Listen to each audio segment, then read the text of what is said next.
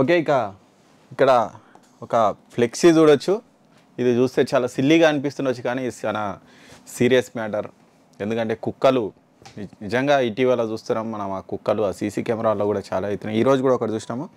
ఒక చిన్న బాబు రోడ్ మీద ఆడుకుంటున్నాడు. Just 18 years బాబట. రోడ్ మీద ఆడుకుంటుంటే కుక్క వచ్చింది, కుక్క పట్టుకొని పీకేసింది. అంతే ఇక సింపుల్గా. ఆ కుక్కని ఏమనలేదు.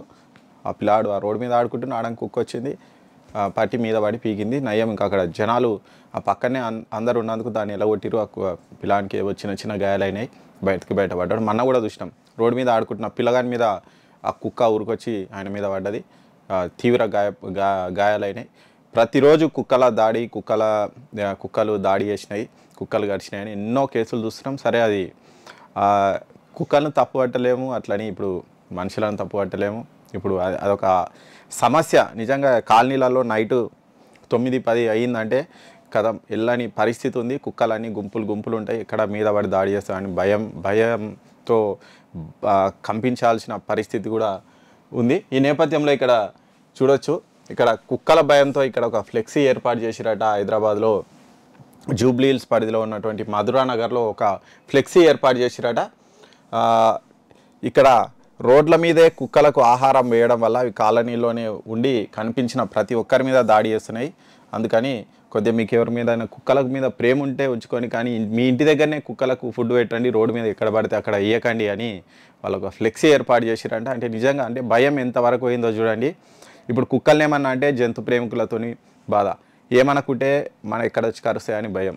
ఈ నేపథ్యంలో నగర వాసులు, నగరం అని కాదు, ప్రతి తెలంగాణ కానీ ఏపీలో కానీ దేశంలో ఎక్కడైనా కానీ కుక్కల భయం అయితే బాగా పెరిగిపోతుంది. ఈరోజే జిహెచ్ఎంసీ కూడా ఒక ఆర్డర్ కూడా ఇచ్చిందంట. కుక్కలకు ఎవరు పడితే వాళ్ళు ఫుడ్ స్ట్రీట్లో ఫుడ్ వేయొద్దు. ఎవరైనా కుక్కలకు ఫుడ్ ఎవరైతే వేస్తున్నారో వాళ్ళు మా దగ్గర రిజిస్ట్రేషన్ చేసుకోవాలి. రిజిస్ట్రేషన్ చేసుకొని ఎక్కడ పడితే అక్కడ కూడా ఫుడ్ పెట్టొద్దు. ఒక నిర్దిష్టమైనటువంటి ప్లేస్లు అక్కడనే వాటికి ఫుడ్ పెట్టాలి ఇప్పటి నుంచి అని కూడా జిహెచ్ఎంసీ కూడా ఆదేశాలు జారీ చేసిందంట. నిజంగా ఇవి సిల్లీ థింగ్స్ లాగానే అనిపిస్తాయి కానీ దాని వెనుక ఉన్నటువంటి సీరియస్ మ్యాటర్ అనేది ఎవరైతే అనుభవిస్తారో వాళ్ళకే తెలుస్తుంది. చాలామంది అనుభవిస్తూ ఉంటారు.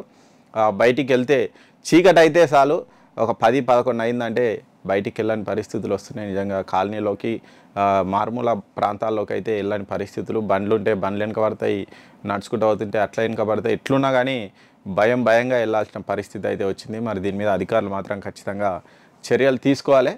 మరి ఇది చూసైనా కనీసం ఈ ఫ్లెక్సీయే మనకు ఇక్కడ ఉన్నటువంటి పరిస్థితి తీవ్రతకు ఈ ఫ్లెక్సీ ఒకటే నిదర్శనంగా కనిపిస్తుంది మనకు.